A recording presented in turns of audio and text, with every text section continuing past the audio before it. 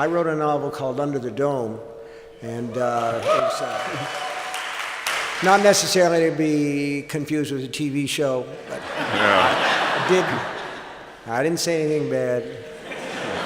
But the main character, Dale Barbara, is an Army veteran, and when people are a little bit questioning about his bona fides, he says, "Go ask this guy, Jack Reacher." Yeah. So what I want to know is where Reacher came from, because he just suddenly appeared full-blown in Killing Floor, and he was just there, boom, he was this presence. Just let me say, first of all, I remember reading that in Under the Dome. I had no idea it was going to be in, and I had a galley that I read in Antigua, and I was lying on the beach reading it, and I thought, what? And it was kind of then... He said, I'm going to sue that mother. Yeah. But it's at moments like that that you realize, yeah, this is getting somewhere, that it enters the culture from other directions. And of course, I do have a slight bone to pick because Mr. Mercedes, which, has anybody read Mr. Mercedes? Good book. The bad guy, a really, really bad guy, is in the middle of doing something extremely bad, but he has to take a break for like 35 minutes until something else happens, so he pulls, out of his backpack, he pulls a Lee Child paperback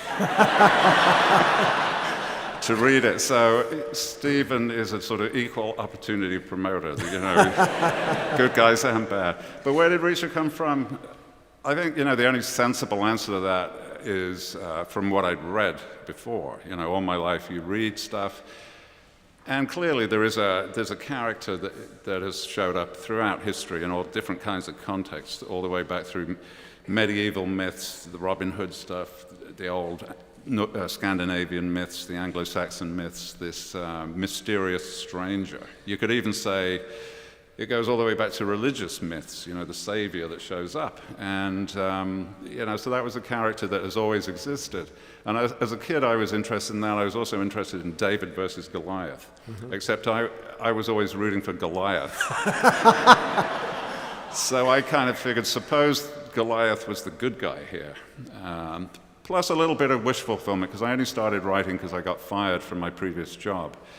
And, I was just sick of always feeling kind of vulnerable or powerless, and a lot of other people were at the same time, and just in normal life you do, you're walking down the street and you're late at night, and you're just a little worried about this other guy coming towards you or those two other guys on the other sidewalk. You live with that kind of nervousness and fear all the time, and I just thought, suppose you didn't, suppose you could walk down any street anywhere in the world and pretty much be guaranteed that nobody is going to mess with you. Very empowering feeling. Yeah. Well, there's a lot of universal... How the hell do you say that word? If I'd been to Harvard, I would know how to say universality. There's a thing that I really love about this guy. He's got no credit cards. He carries cash. He doesn't have a cell phone, the 21st century slave bracelet. He doesn't have a suitcase. He's got one set of clothes, and he has one possession that he carries with him, and that's his toothbrush. He has an ATM card, I think, doesn't he? He does now, because people said it was unrealistic, after after 9/11, you can't do that telephone banking. Yeah. But I think there's something tremendously appealing about that. Yeah, I think that's something that people pick up on as well. And I used to think that was a male fantasy, to be honest, that the idea of having no commitments and no obligations and no responsibilities. But it turns out, anecdotally, to be equally a woman's fantasy. They would just love to walk away and be somewhere else tomorrow with nothing tying them down. And that old cliche, you don't own things, things own you. Yeah. I think to a certain extent it's true. And also it's rigorously rational. I mean, like Reacher's approach to clothes. Talk about that a little bit. I thought that was... You guys know because you've seen it, but it's so delicious. That was, I mean, really, that was a response to two women writers, Sue Grafton and Sarah Paretsky, who started out, who really changed the mystery genre in a big way, in as much as they made it very, very feminine. Not necessarily feminist, although in Paretsky's case, absolutely, but feminine in the sense of dealing with real-world situations. I mean, these women had friends, they had neighbors, they ate, they cooked, they had money issues. You know, previously in mysteries or thrillers, you were in LA and you had to go to Chicago to get the next clue, so you would just slap down your credit card and you get on the plane. But in real life, you can't do that. Your credit card is probably maxed out. I mean, that happened to me a couple of times. I've had my credit card taken away at airports. And not anymore, happily, but certainly back then I did. And those two women writers introduced realism in that sense, in every respect, including doing laundry. Right. I think in Sue Grafton's case, possibly a little too much. You know, whatever Kinsey Millhone is up there's to. a certain, in her books to tell you everything, but one thing I do like that's kind of like Reacher is that Kinsey Millhone has one dress. Yeah, it's her all-purpose dress. Yeah. It will not wrinkle. It's black. It's knee length, and she can stuff it in her purse and take it out whenever she wants. And the thing about Reacher and his clothes is he buys them. When his clothes get dirty, he throws them away. And at first you say, oh, this is not very politically correct, but they're biodegradable, so that part is okay. And he gets them at surplus stores and puts on fresh ones. But the thing that really struck me is when he wants to put a crease in his pants, he lifts up the mattress and puts the pants underneath. And at the Now, beginning, did you have to do that at some time in your life? I've always done that, yeah. That's, that's how you do it. Yeah, there's no crease there. I thought the clothes thing was a rigorously rational. They had placed it on the agenda, what you're going to do about clothes and laundry. So I thought that was just a rational answer, and I was totally surprised that anybody ever noticed it. Uh-huh. But it's one of the things that people love to know about, including his underwear. But and it's very different in America than Europe as well, because in America people are very concerned that he wears several days he's wearing the same clothes. Mm-hmm. That is not acceptable to Americans. In Europe, they don't think twice about that. Well, I'm not going to go there. Get your mind out of the gutter. No, I mean, I think about it when I go to a hotel and I see these people who are, you know, some bellman has got this cart and there are 12 bags on it and a suit bag and everything else, and it reminds me of that George Carlin routine about how you have to have a place for your you know, and when you go on vacation, you can only take some of your and you take it in a few suitcases, and if you move, you have like a carry bag for your really important you know. So the idea of not having to carry I see that, and I wonder, anything. when they're not on vacation, where do they keep these suitcases? Yeah. There's so many of them. Do they have a whole room full of suitcases? They do. I think some people do. I guess. Raise your hand if you have a whole room full of suitcases. You do, some of you, but you're not going to let on. Oh. How do you know so much about the Army?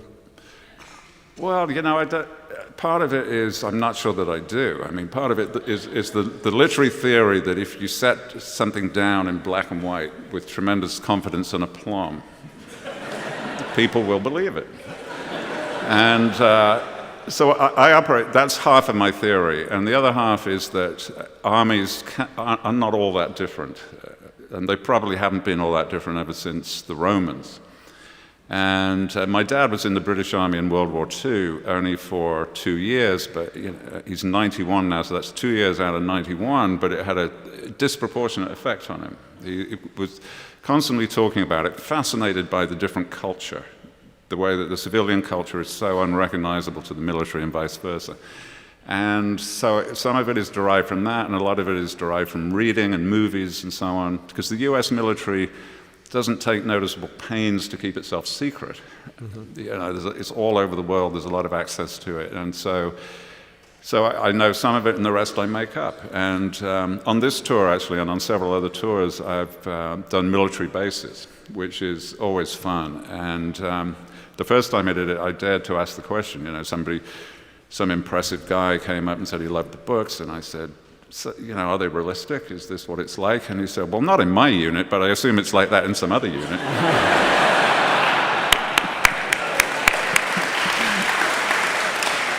But there's plenty of stuff about Berlin when Reacher was in Germany, and it all, I'm going to sound like a dope, but it all sounded real enough to me. Sounds pretty real, huh? Yeah. Yeah, it's, I'm interested in... Do you get letters from Army people saying this was bullshit or that? It's very much rank dependent, that is. Reacher was a major. Major and below, they love the guy because he's one of them. Lieutenant colonel and above, they hate him because they're thinking, what a nightmare this guy would have been to have in the chain of command. So that's very rank dependent. But yeah, there's a lot of military fans, and a lot of, I'm sure you get this too, people offer advice or help or services. Oh, yeah. Got an enormous roster of, especially retired military, retired law enforcement, who are now, I guess, at liberty to tell me things. They say, if you want to know something, just ask. And I do occasionally, and some of it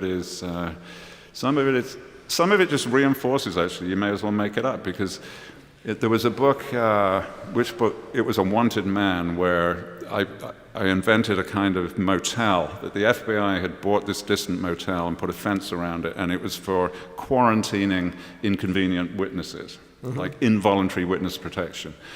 And, it wasn't a prison, they had committed no crime, but they had to be kept incommunicado for a week or two.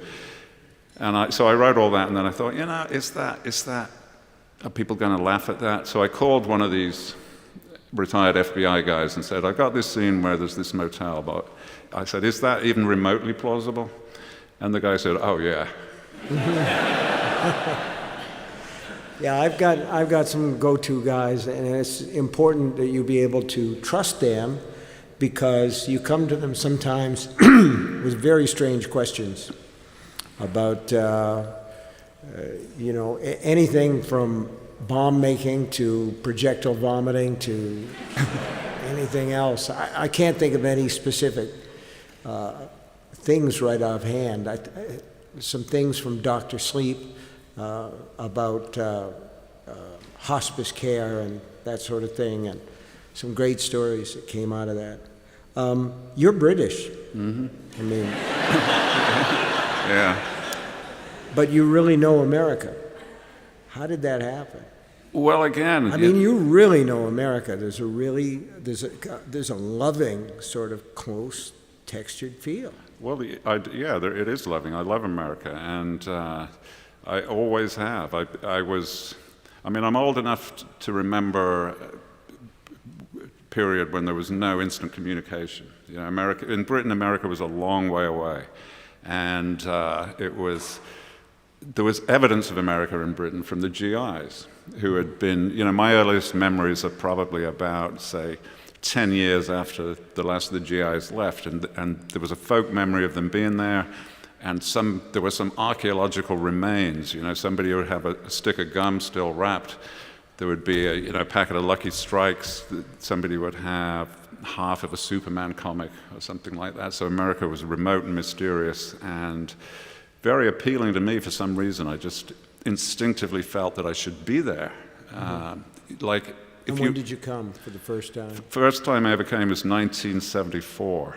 I had met this American girl in college in Britain, and it was 1974, and I remember thinking, God, she's cute, and and she really was. And so it was that very casual thing. We went to a party together, I remember, on a Friday night, and I went back to her place, and she said, are you staying? And I said, yeah, may as well. And I thought... Nothing better to do. Yeah, exactly. Nothing. There had been a choice of Nothing two. on TV. There had been a choice of two at that party, and I thought, well, I'll try this one and then the other one next. And I thought maybe this could be a couple of weeks of really good fun. And that couple of weeks just last month turned into 40 years. So...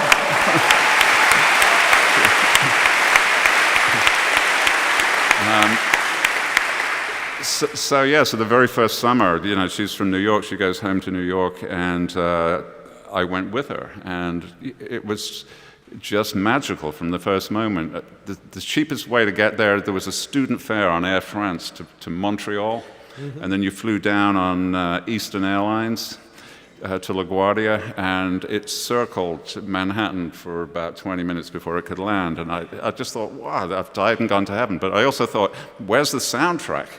Because you were so used to seeing that scene in movies. From that is, and then I emigrated here in '98, and part of emigration is you have to fill in a whole bunch of forms. You have to also have a chest x-ray to prove you don't have tuberculosis. You've got to have no police record, all that kind of stuff. And part of checking your police record is you've got to list every visit that you've made. And from 74 to 98, which is 24 years, I'd visited exactly 100 times that I had to list. So, I felt, especially with the outsider's eye, because that's what I love about telling stories about America to Americans. You can look at it through your outsider eye, and stuff that you are all so familiar with you're not seeing anymore is still fascinating to me. That's good. That's good. I like that. Yeah. But there's at least one Reacher book that's set in New York that has a lot of subway stuff in it. Is that the only New York Reacher book? I guess he's in New York a little bit in Tripwire, back and forth. But yeah, Gone Tomorrow was the subway book, and that was my sort of homage to New York. But again, interesting in writing it, because I was living there at that time, and I was writing the book completely accurately. Yeah. But the accuracy turned out to be a pain. They were driving from the Dakota Building down to the West Village or somewhere, and I had them doing it as you would. But then I reread the page, and it was like reading a MapQuest page on acid or something, one-way street and no left turn and all of this. So that, to me, became an absolute example of how actually you've got to get things wrong to get them right. Because I just simplified the geography. I figured people knew the west side, they knew the east side, they knew the villages at the bottom, they know Harlem's at the top, Central Park's in the middle. So I just basically, they come down the West Side Highway and turn left into Houston Street, which you absolutely can't do. But I figured that, for the rest of the world, and I've done that many times. You make it up, don't you? Yeah. You just do. One of the books was about Texas, and I wanted to include the state police, the highway troopers, because that is a concept that everyone in the world understands because they've watched Chips on television, California Highway Patrol. They understand that there is this state police thing, and so I call it the state police. But of course, in Texas, it's not called the state police; it's called the Department of Public Security. And or public safety or something like that. And I thought, well, if I put that down, then great. Everybody in Texas is going to nod their head, but everybody everywhere else in the world is going to say, "What is this Department of Public Safety? Restaurant inspectors?" So I called it State Police, even though that's wrong. It was kind of right. But I would say the great majority of the books, including Make Me, which has one of the shock endings of all time. And I say that, I'm case hardened, but it has one of the shock endings of all time. But a lot of the books are set in nowhere, and you really seem to understand nowhere. I'm a country guy myself, and I love the middle of the United States, Nebraska, and I think Make Me, although you never say specifically, must be Oklahoma. Northern Oklahoma and Kansas, Northern Oklahoma, and there's nothing there, but you got it down pat. And I feel like you love those places. You must have spent some time there in the real world. Yeah, I have. I've spent, I'm like Reacher. I spent a lot of time just going aimlessly from place to place because why not? And I do love that interior. It's look at it from a European perspective where, I worked in a city called Manchester. And, if you're into soccer, that's where Manchester United and Manchester City is. And then there's down the road, 30 miles down the road, is Liverpool, where Liverpool Football Club is. And those two are completely different cultures. They could be different planets, but they're 30 miles apart. And so from a European perspective, the idea that you come to America and you put yourself in the position of those early settlers, You come to America and you see the Hudson River. My God, what a big river, you know. And then you carry on and on and on, and you see the Mississippi. Like, unbelievable. And then it takes you months to cross the plains, and you see the Rocky Mountains. You know, that is just amazing, and it's still all there, and it's still pretty empty in the middle. And so I've seen, and I love that disjunction that happened in the 1950s when the interstate system was put in place. That immediately relegated lots of other roads to purposelessness, but they're still there, you know, with these little tiny towns with no purpose Blue anymore. Highways by William Least Heat Moon? Yeah, it's a great book. Yeah. It's a great book. We want to throw this open for Q&A. I'm going to have to catch a plane tonight because I have to go to Washington. So, just a little thing. But, Yeah, oh, just like, stop.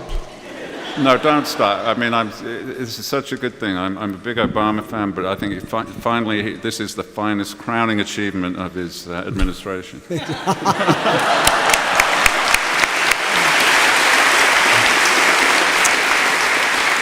You do have a way with words, Mr. Child. I have a couple of questions, quick questions, and then we'll go to the audience. Tell us about the Reacher movie that's coming out. Yeah, we just finally it finally got all solid, and it's starting to shoot next month, and it will be released 1 year later, October 21st, 2016. They did it kind of backwards. They announced the release date first, and then figured out when they would make it. And so it's shooting in New Orleans starting next month, based on Never Go Back, which is a book from a couple of years ago. Tom Cruise again.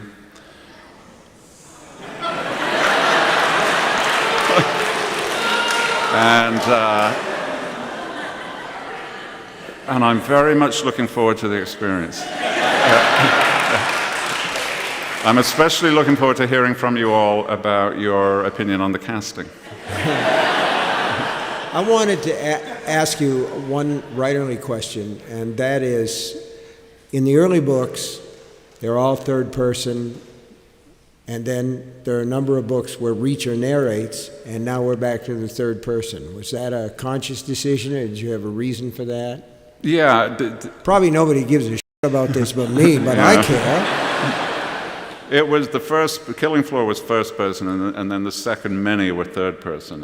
And part of it was that I felt that a writer can be stereotyped just as much as an actor or something like that. So if I was to do the second book similar to the first, it would kind of oblige me to do similar books throughout the whole series.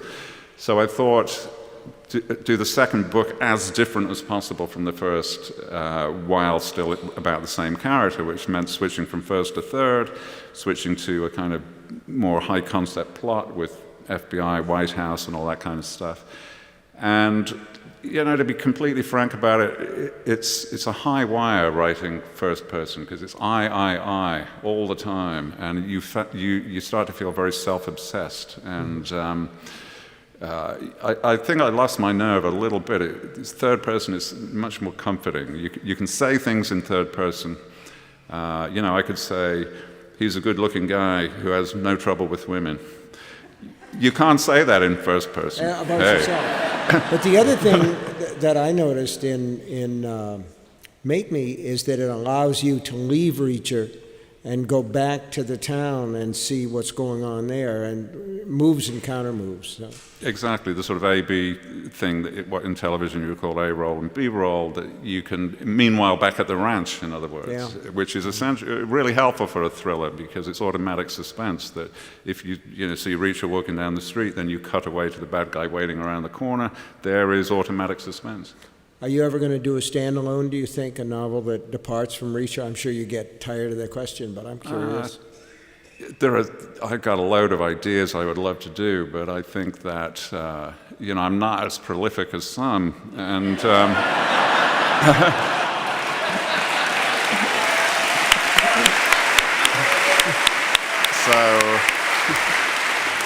it would really mean taking a year off Reacher, and I feel like, happily, gloriously, people are into him. And to say, look, I'm sorry, guys, you're going to have to wait a year for the Reacher.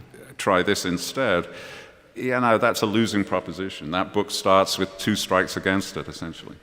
Mr. King, Mr. Child, my name is Ben. I have a question about writing itself. There are some stories that are best told in a linear way, and there are other stories that are good to go using flashbacks or a non-linear way. As a writer, when and how do you decide when to go in a linear or non-linear way? Well, I generally don't. I let the story, Alfred Bester, the science fiction writer, I heard this from my agent, who's now passed away, but Alfred Bester was one of his clients. He wrote The Star's My Destination and The Demolished Man, and Alfie used to say the book is the boss, and the story is the boss, too, so that I think in a way it goes to what Lee was saying about whether you tell it in the first person or the third person. The story asks you to tell it in a certain way, and usually with a piece of short fiction, you don't need as much backstory. It's usually just what's in front. So it's on a case-by-case basis. I think you try to tell what the reader needs to know. Yeah, which is what I need to know, because I'm permanently in the position of the reader, that this is a story that's being told to me, just as much as anything else. So, and I don't have a plan, I don't think, okay, yeah, I'm going to interject a bit of backstory here or there. It just happens. You just feel it. For me, it's entirely instinctive. Yeah, I think that's an important thing. I've never heard anybody actually articulate that quite so well. In a way, what we do, we're stenographers. The story is being told to us, and we put it down. You said you wouldn't want to take a year off from Reacher, but could you do a joint venture? Like a small 300 or 400 pages? Well, Steve's got, I think, actually contemporary experience of working with other writers. I've only ever done short fiction with other writers, and I'm not sure I could do a whole novel with somebody else. I don't play well with others because, and like I say, it's not up for discussion. This is the story. My editor will often say to me, "Wouldn't it be better if this happened after that?" And I would say, "Yeah, probably," but it didn't. So much of the Reacher character is based on his size. He's a big guy. He can take care of himself no matter where he is. Tom Cruise as the Reacher character in the movies. A lot of us were wondered about it. Any thoughts?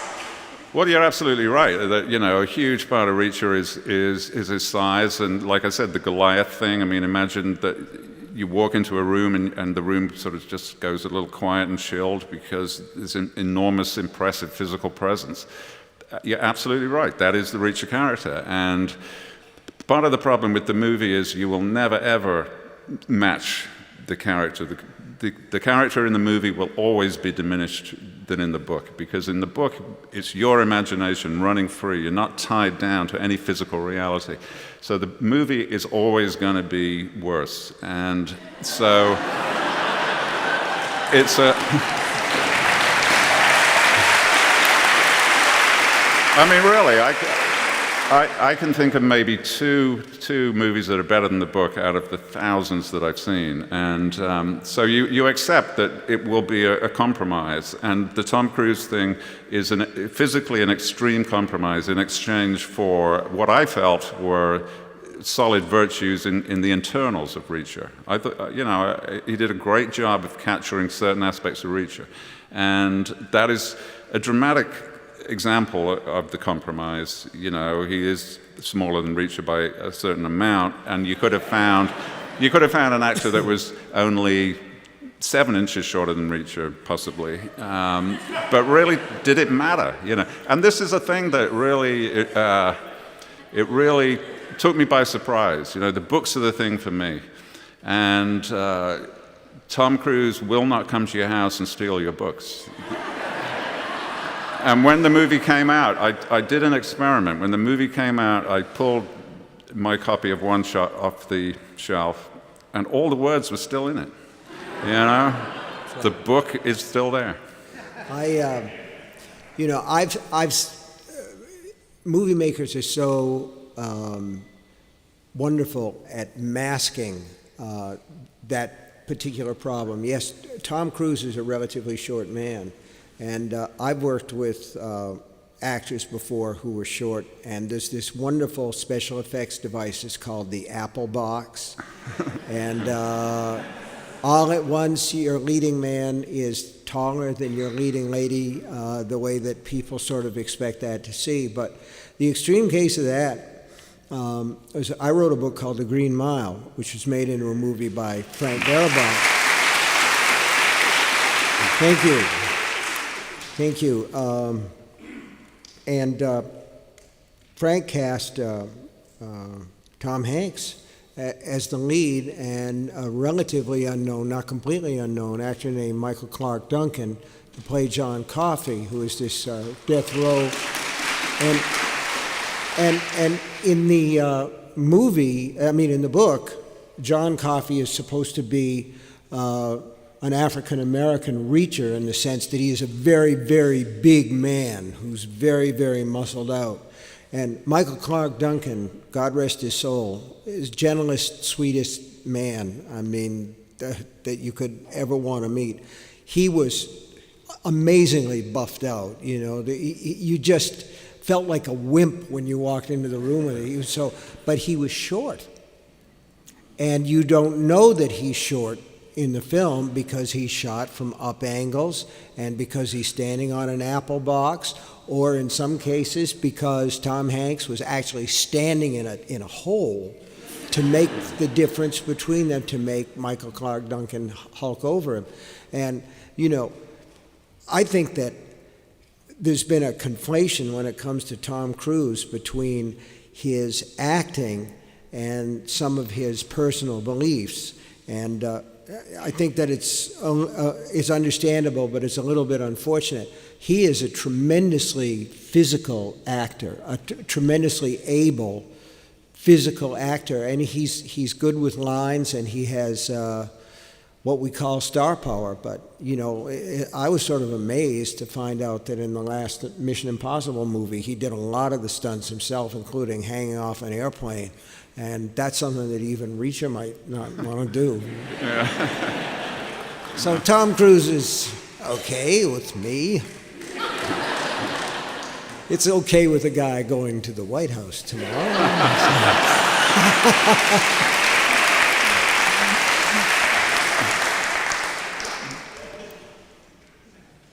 Oh, sorry. I'm sorry. It's a pleasure to meet you. Thank you. I was a flight attendant with Eastern, and I didn't know anybody ever remembered that airline, so thanks a lot for that. Got a little flutter there. I, too, have read every one of your books. I inhale them, and then I sit around and foam at the mouth till the next one comes. But the way you describe your scenes, the fight scenes, you have the directions, you have the foot movements, everything is just unbelievable. So I wonder, do you sit in your little room and act it out and then write it down? No, I just close my eyes and remember when I was about 9 or 10. I was totally Jack Reacher when I was about 9 or 10. I grew big very early, and I ruled the yard. By the time I was 14 or 15, everybody else had caught up, and it became a little more troublesome, but I had some glorious years in there, and I remember it well. Didn't win them all. I've got some missing teeth as a result and so on, but largely it was pretty good, and so I just think back, what did I do on that day, and just write it down. Yeah. So I was wondering if you have a favorite Reacher moment, whether it's a fight or a deduction or a decision he made. Is there one that sticks out as your favorite? For me, I think there's one. It's not so much a moment, it's just a sort of attitude that there was. It was in Personal last year. He's hit a couple of guys and thrown them in the back of a van, and they're driving along, and the woman with him looks in the back and says, "Reacher, one of them's not breathing." And he says, "What am I, a doctor?"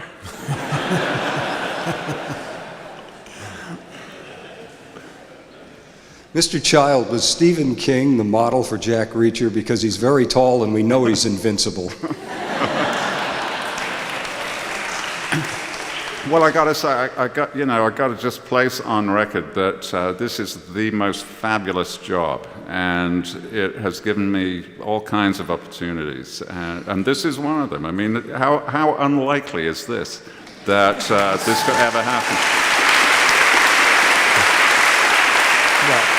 Well, I took the job because I'm a fan. You know, I don't want to turn this into a touchy-feely love feast or anything, but it's also good for me, darling.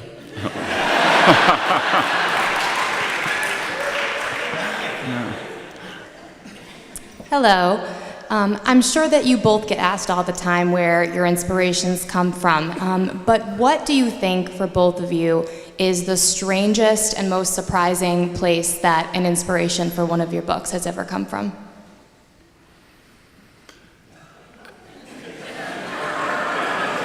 Yeah, no, that could be different.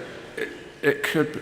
There's two levels there. I mean, the inspiration for the book is you know, there's not just one thing in a book. You know, there's two or three things in a book that have to collide, like atoms collide to make a molecule, and you got to pick those ideas to make it a stable molecule that's useful.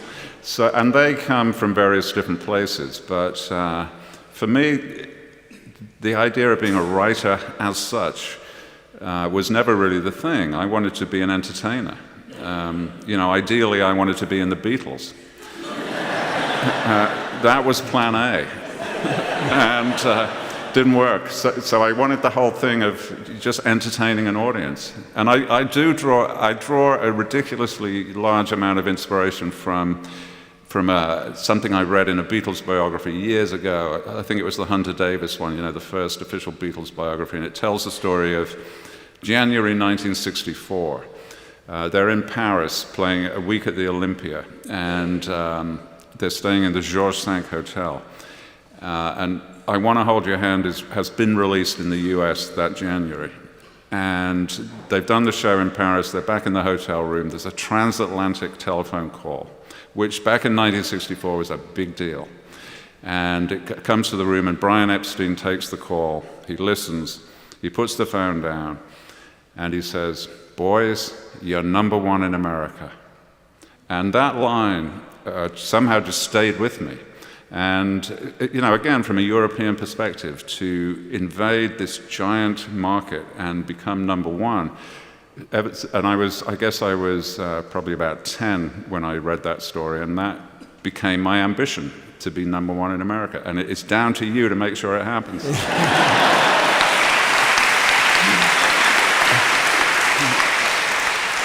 Lee, tell these people about the band you were in and who helped you move your equipment. Yeah, we were talking about this last night. I mean, like, if you divided the teenage population of Britain by 4, that was the number of bands there were. And I was in a band called, I was 14 years old, I was in a band, and this was 1968 in the summer, we called it Dark Tower. No, wait, that's not the good part. So that's where he gets his inspiration. But and because we were schoolboys, we had booked rehearsal time in this municipal facility till 11 o'clock at night, because we were schoolboys. We had to go to school the next day, and the really cool kids who didn't have to go to school had booked it from 11 through the night. And this really cool kid, 19 years old, came in to look at the facility. And of course, when you're 14 and 19-year-old, it's just a god. And this guy was very handsome, had long blonde hair, very well-spoken local kid. And he said he was taking a look because his band was coming in the next night at 11. So sure enough, we rehearsed all night, and then at 11 he came in with his band, and they helped us push our gear to one side. We helped them push their gear into the middle. The well-spoken blonde-haired boy was Robert Plant. And that was Led Zeppelin's second rehearsal that we did. Man, I love that story. I love that story. Next question. Mr. King, you once said that if you write something and somebody paid you for it, and they send you a check, and you cash the check, and it doesn't bounce, and you pay the light bill with it, I consider you talented. Does the check they send have to cover the whole light bill? No. Yes! I mean,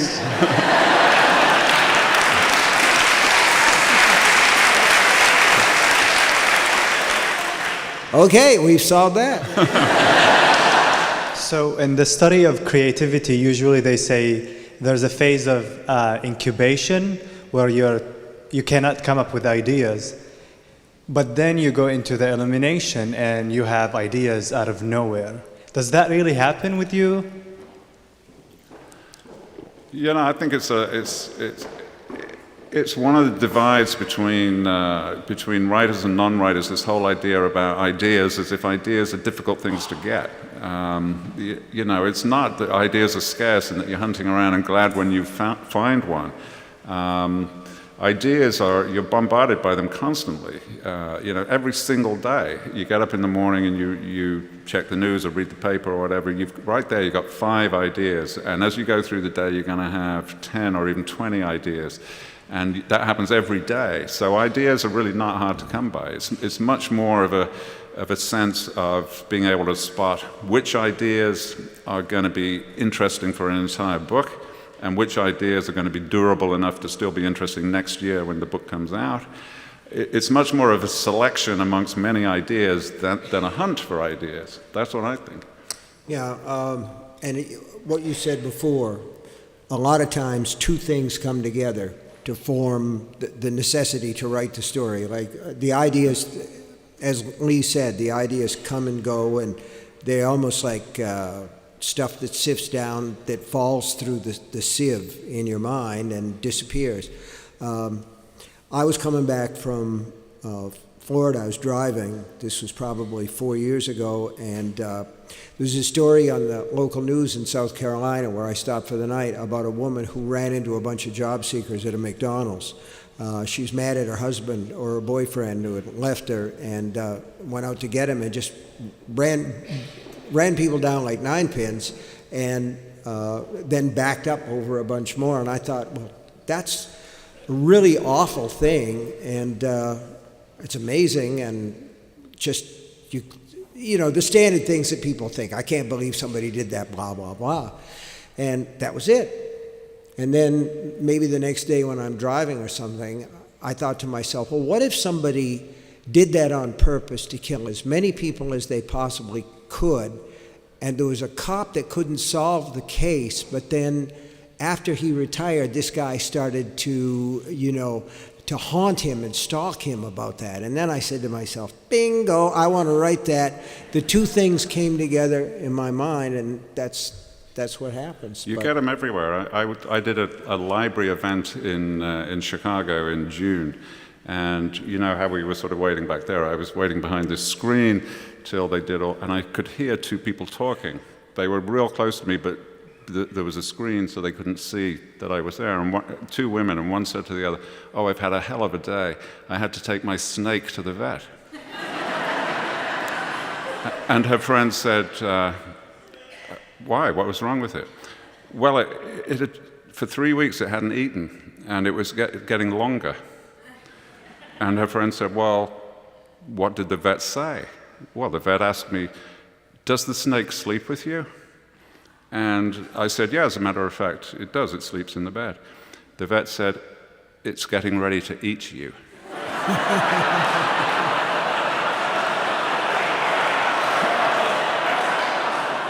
And ladies and gentlemen, on that note, thank you very much.